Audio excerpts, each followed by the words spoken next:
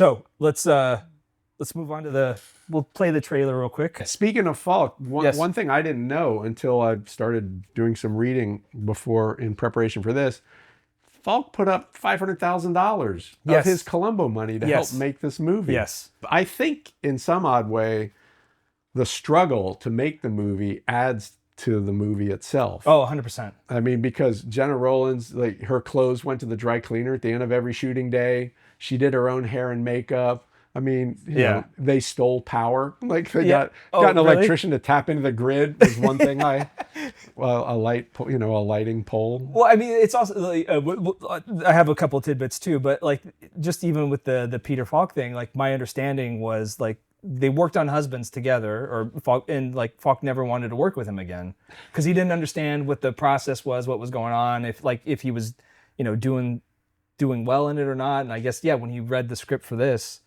He's let me in, and here $500,000. I guess that's real money. That's real money, especially in the 70s. Do you have the Scorsese tidbit? No.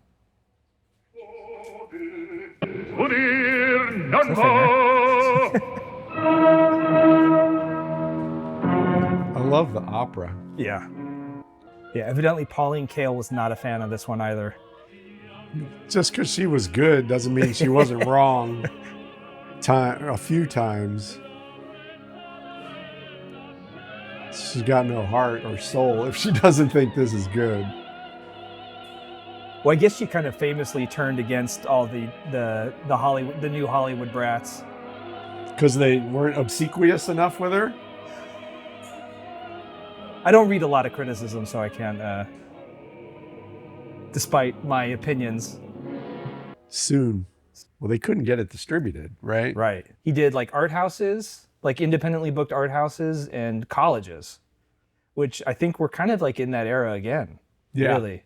Since you don't have to like physically print prints at like Photocam or wherever and ship them around the country. Right. You just got a digital file you can basically send through an email.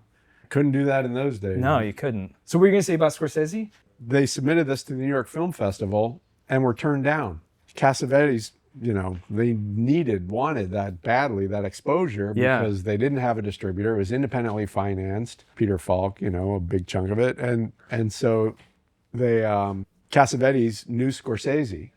Right. And Scorsese had a film that was already accepted for the New York Film Festival. And Cassavetes said, "Can you help me?" And so Scorsese said to the New York Film Festival, "You got to look at this again." Wow. And so if not for him, the film never, because it did well, Rex Reed loved it. A bunch of other people loved it. It won a bunch of awards. And I think that helped with its independent distribution. Yeah, that would have been early Scorsese too, right? Yeah. Alice Doesn't Live Here Anymore. The story is amazing because Ellen Burstyn won Best Actor. Yes. Best Actress, I mean, for Alice Doesn't Live Here Anymore, beating out Jenna Rollins. Could you imagine? Bad call. I know. Bad call. I know. But think about it if you're Scorsese, like, I get this guy into the New York Film Festival, and then I lose, my actress loses the Oscar.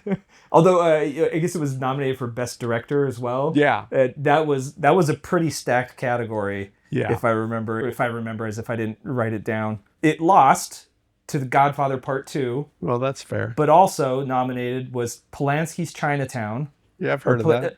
Truffaut for Day for Night. And Fosse for Lenny. Oh my God. Lenny's probably That's the weakest all in one. one year. That's all in 1 year. What's happened to Hollywood? Exactly. That's my question exactly.